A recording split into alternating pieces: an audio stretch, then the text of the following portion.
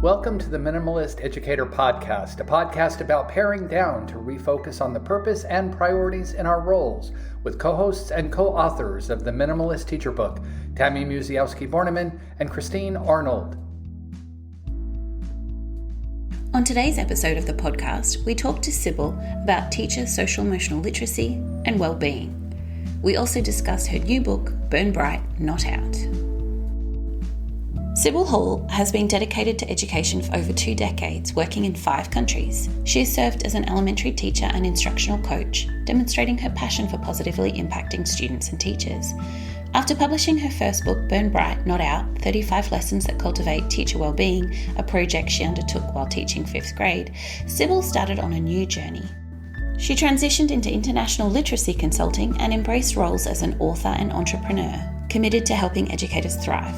As a creator, Sybil is currently engaged in several innovative projects. She's the founder of the Teachers Need Teachers magazine and dashboard, expanding the Burn Bright series with additional books, audiobooks, and journals, and promoting financial literacy for women through her podcast and membership program within the Female Finance Collective. To connect with Sybil or learn more about her work, visit www.sybilhall.com/book or find her on LinkedIn or Instagram.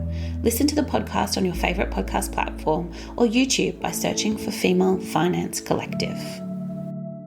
Welcome to today's episode of the Minimalist Educator podcast. Today, Christine and I are speaking with Sybil Hall, who is the author of the book, Burn Bright, Not Out, 35 Lessons that Cultivate Teacher Wellbeing.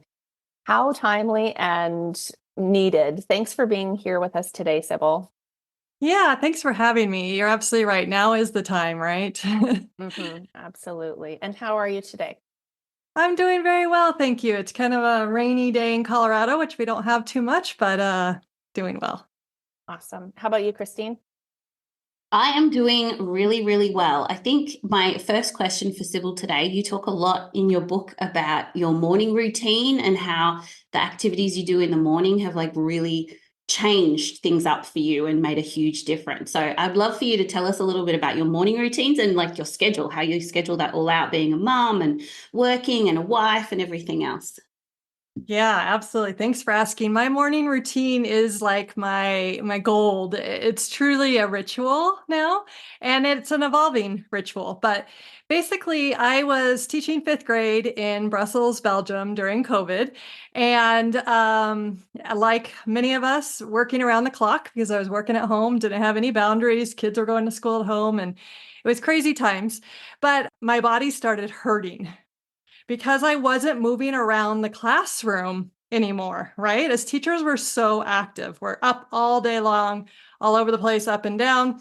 And I was sitting in front of a screen. And so literally my lower back and my leg, I started getting bad sciatica when I was sleeping and such. And so I was like, I've got to do something about this. And so I started doing yoga, which I have done a couple times on and off in my life, and came back to it. And I needed to figure out when I was going to do that. So I started in the summer because that was feasible for me, but I just didn't know how I would fit it in my day. I'm wake up, I get ready, I'm with the kids, off we go to school, nighttime stuff starts.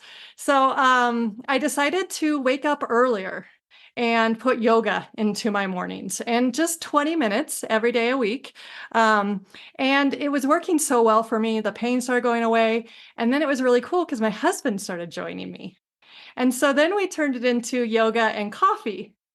And so all of a sudden, that was the beginnings of this beautiful morning routine that I actually look forward to. So when I go to bed, I think, yay, tomorrow morning I get to wake up and have coffee with my husband and do yoga. So that's really where it started. And it just helped my well-being throughout the day. So after those 2 events, I can, get my own kids' breakfast ready, head off to school. And I found that I was just in such a better place and was able to be so much more present with my students and colleagues around me because I was taking care of myself and giving myself a little bit of love and self-care every single morning before work. So that's really where it started. When I was writing my book, I also added an hour of creativity time onto that morning routine. And so there's a lot of research around getting into flow, which is another thing I talk about in my book. And when we're sleeping, our brain is actually in a state that's really close to flow. And so it's easy to go from sleep to flow if you don't like get out your cell phone and trigger yourself out of it. And so I started writing right when I woke up for an hour every morning. And then we had our coffee and yoga. So it's evolved over time, but the morning routine has been just transformational, like the number one thing for learning to love myself and take care of myself each and every day in a small, joyful way, really. I love that you mentioned you started with the 20 minutes, right? So like it doesn't have to be a full hour long class, or a lot of yoga classes are 75 to 90 minutes, which like for me, I can't tune in that long. But, just started something that's manageable to fit it into your day. And then you mentioned how it's now your ritual, which I feel like, can you kind of talk a little bit about like the difference between like a morning routine versus the ritual? Yeah, absolutely. So when we think of a routine, it's a process that we go through, right? And it's a systematic process and it becomes routine, it becomes normal. It's just kind of step by step how you do it. When we think about a ritual, we think about some other elements on top of that routine, right? So the ritual includes the routine, but it also has this emotional aspect, and also a desire aspect, which I guess is an emotional aspect as well. But there's a motivation, there's an excitement for it. So if we think about rituals we might participate in or go to, there's something you look forward to. So there's that anticipation. There's something that bring you joy in the moment, right? There's something that you don't want to miss. Where a routine can be very step by step, it's a habit. It doesn't often have that kind of social and emotional and excitement necessarily around it as much as a ritual might. And I'm guessing like you just do this everywhere you go then, right? It's just the thing that you always do. I did want to ask you though, so you mentioned so you were getting up a little earlier to do the 20 minutes and then you have the coffee and then an extra hour for creativity time. Like how do you not sleep very much? Or how does that work? Actually, I'm a huge sleeper. I Okay. am pretty much asleep by 9:30 every night. My friends will tell you, like, Sybil's already in bed if they're like texting late at night about the next day at work or something. It's like, you won't hear from me. I actually sleep 8 to 9 hours every single night. So it's getting to bed early. It's having a little bit, I'm not very good at the night routine, but trying to at least not have screens for a half an hour before bed. So I find that I fall asleep pretty quickly most of the time, not all the time. And then I'm waking up, depending at the time, I feel like that was like 5 a.m. to 6 a.m. that I was doing my creative time. And then the quick yoga and coffee. And then my kids are teenagers now, so they need a little less of me in the mornings, but I still really cherish that morning time with them. I have a senior and a sophomore right now, and I'm loving working from home now for the first time and giving them breakfast every morning. It brings me so much joy because I know that it's limited. Like they're going away to college soon. So, I'm making sure I still have time for that as well.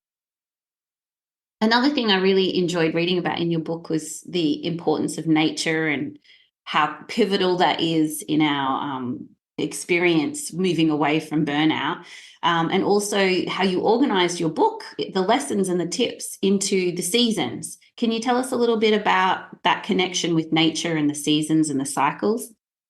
Yeah, absolutely. So this book was born in the Belgian forest. I was very lucky to live right in the Sonian forest. The school was right there. And I had just moved, our family had moved from Dubai to Brussels. Okay, so we were only in Dubai for 2 years. And we really noticed the lack of nature. That doesn't mean they don't have gorgeous beaches, because there are amazing beaches in Dubai. And other than that, around your compound and such, it's all landscaped right? It's like perfectly cultivated. So there's lots of greens and roses, but it's all man landscaped, right? So I go from that man-made landscape to Belgium, to this wild forest that has vivid 4 seasons. It's a very temperate forest, so it's very wet in Belgium.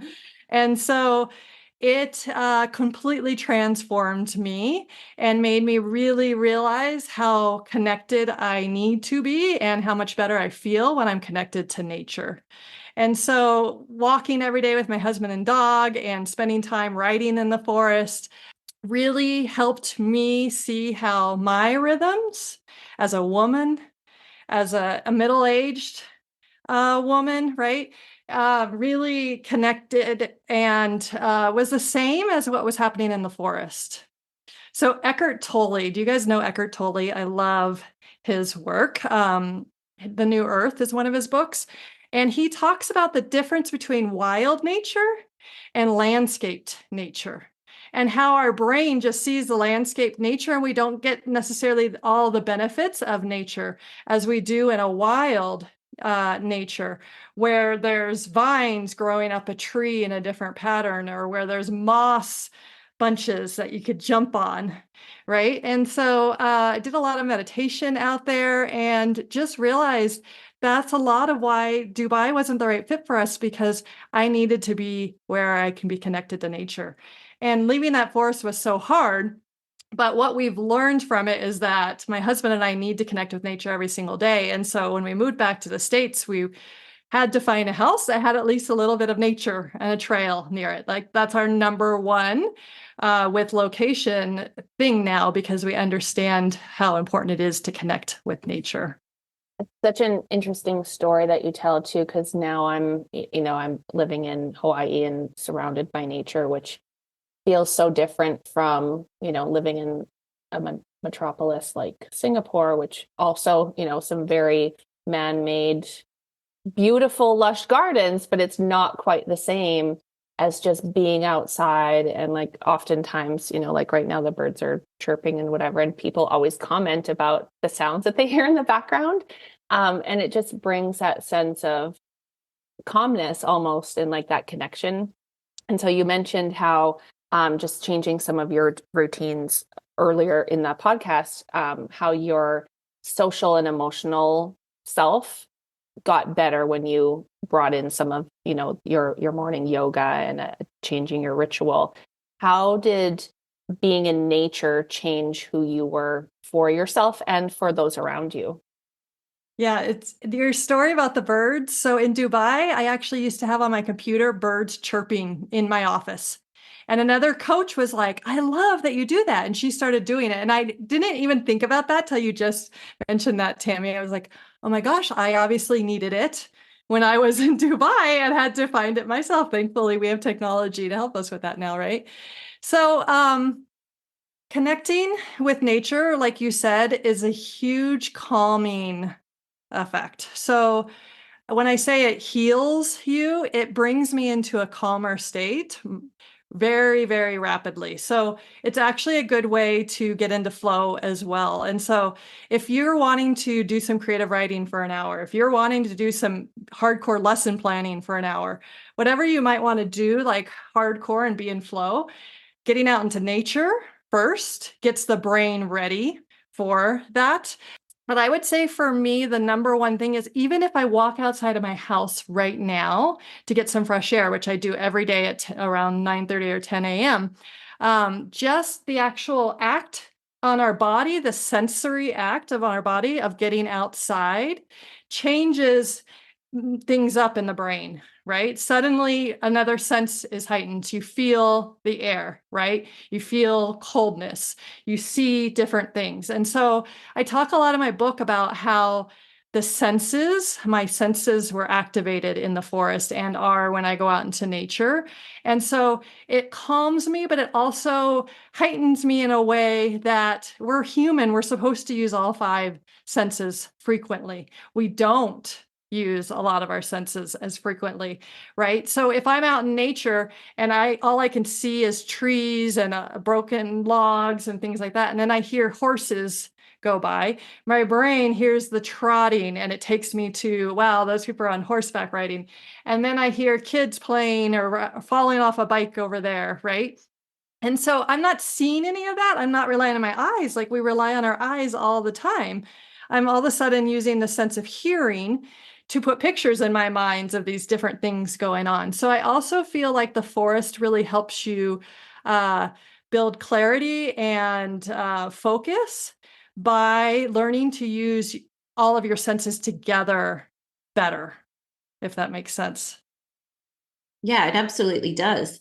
I'm wondering for our teacher friends who are in the classroom or in the school building all day, what are some ways that we can hack into this and use this idea of nature and cycles and senses to help us every day?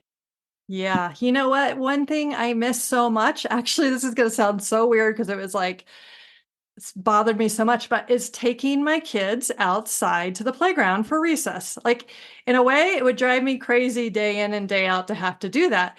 But we can shift that because that's something out of our control. Every day I'm going to have to take them out for recess. I might have duty one day, I might not. We can shift our mindset about that and be like, okay, it's my opportunity to get outside for a few minutes. I'm going to take my kids, drop them off. If I don't have duty, I'm going to go on a walk around campus and then come back up. Because what am I really going to accomplish in those 15 minutes anyway? I'm going to run into someone in the hallway and talk to them, or I'm going to get upstairs and get started on something and then have to stop. I'm going to check my email even though I shouldn't, and then feel like I have to respond to an email, right? We're like, instead of using that 15 minutes to recharge outside, we think we have to go do something inside. And a lot of times those inside things are not going to actually be what we should be doing at that little break opportunity. So I would say taking breaks, if you can, outside is huge. My husband is a high school science teacher, and every single day he walks around campus at either lunch or at a prep period. And I would do that with colleagues in Belgium as well. So I would say try to get out there. I know not everybody has nature right there either. You can also meditate when you're looking at plants. So I can intentionally meditate when looking at plants. I've done that with my students too. I would tell them to look at something natural in the classroom, and then we would do some short meditations. You can also bring it inside. So I don't know if you remember this, Christine, in my classroom, when you walk in and there's like no students, I always have the board up with a nature scene and then some nice calming music. Again, nature calms. And so you can bring that into your classroom as well, in ways like that too. It's not exactly the same, but it does have some of the effects.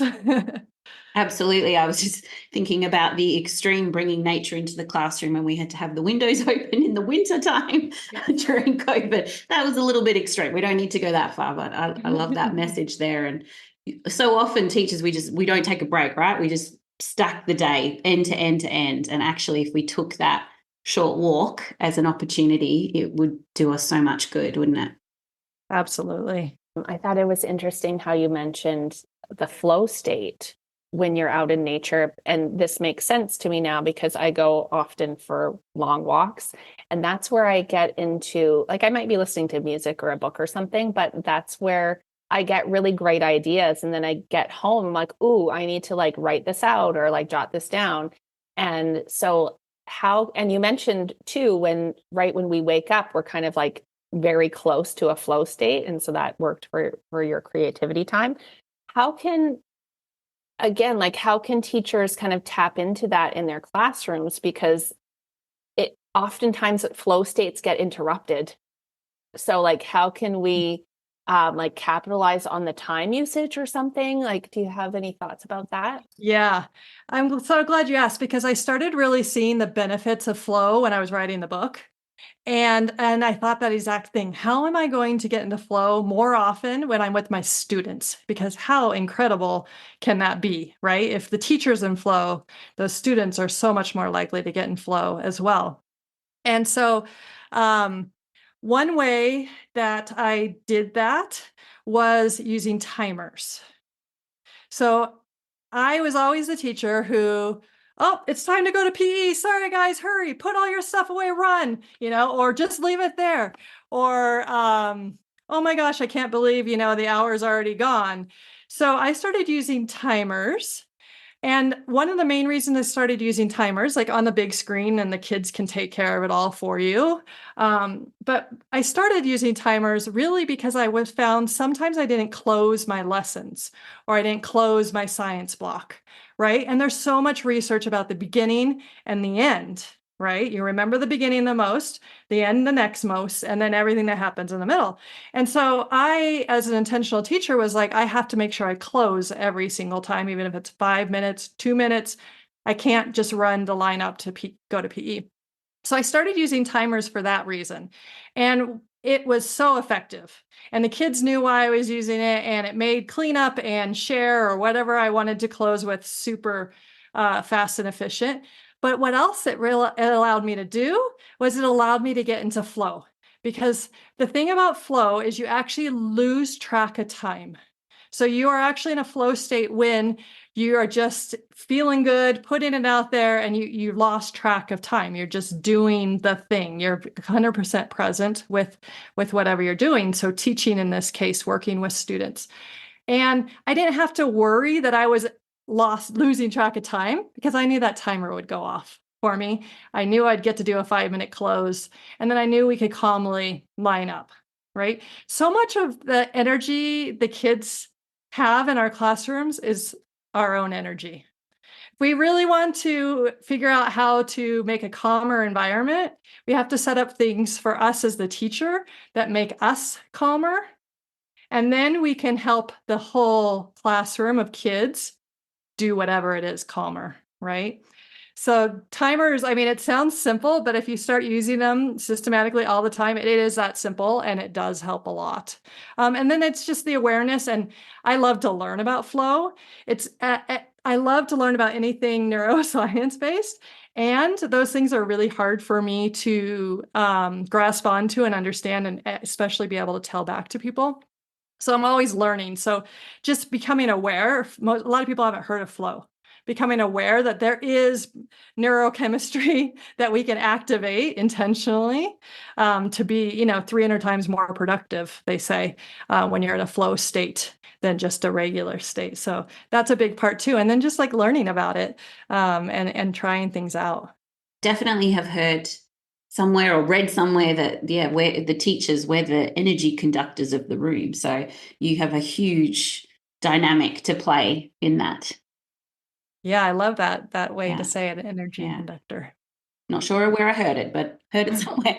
And speaking of being dynamic, a well-being for teachers is not something that you just reach and then you've got it forevermore, right? Like it's something that you always have to move with, change with, be adapting and being flexible. Can you tell us a little bit about how it's not a static state that we can reach? Yeah, well-being is just what we need to be thinking about all the time. So in schools, we call it social and emotional learning, right? We know that we have to teach our kids how to be socially, active in the way we want them to be or need them to be, and emotionally at that developmental stage or with the situation with the different people around them, et cetera. And a lot of times we don't teach ourselves those important social and emotional skills. And so that's what really well-being is. It's really learning to take care of yourself. Now, we're human, and ourselves, we never stay who we are. We're changing all the time. Whether we want to or whether we pay attention to it or not, we're changing, right? And so our well-being has to be looked upon all the time. We need to be thinking, this morning routine is serving me well right now, but it will be okay if it needs to change, right? Because I will be changing in some way. But taking it all completely away is probably not okay, because I need it for my well-being, right? Because I need it daily, day in, day out.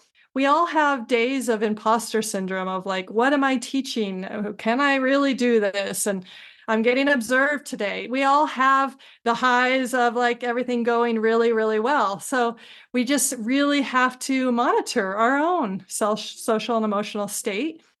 And that's why I put both lessons for the teacher and for their students in the book, because I know a lot of times we have a hard time taking care of ourselves, but we will do it for our students. And so there's actually double the amount of prompts for you to use with your students in the book.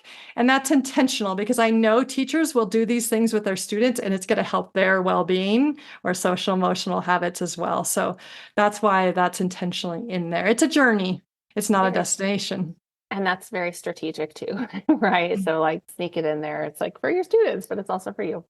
Yep. We've just got another minute left. So we always ask our guests for a pair down pointer. It might be something that you had mentioned earlier, or just something that, that you abide by every day. So what would your pair down pointer be for our listeners today? My pair down pointer is don't forget about your digital life. We need to declutter our digital lives too, because they are where we spend a lot of time and they can give us a lot of stress and take a lot of our cognitive load if it feels messy, if your desktop's messy, if your inbox is messy, whatever it is. So what I like to do is once a month, I schedule into my Google Calendar. I just put it on the last Friday of the month, whatever you want to do. And that's digital declutter time. And then when I get to that date, I decide, oh, it's email cleanup. Oh, it's downloads folder cleanup. It doesn't really matter, but at least once a month, I'm cleaning up my digital life a little bit too. And that relieves cognitive load. And it brings down that calm also when you get to your screen and needing to do something. That's an awesome tip. Yes, I got to schedule it in. I do it randomly, but anyway. Thank you so much for being with us today, Sybil. It was such a great conversation that we had with you. Wonderful. Thank you for having me. I really enjoyed the conversation. Today's episode was brought to you by Plan Z Professional Learning Services, forward-thinking educator support. Find out more at planzplservices.com. Be sure to join Tammy and Christine and guests for more episodes of the Minimalist Educator podcast. They would love to hear about your journey with minimalism. Connect with them at PlanZPLS on Twitter or Instagram.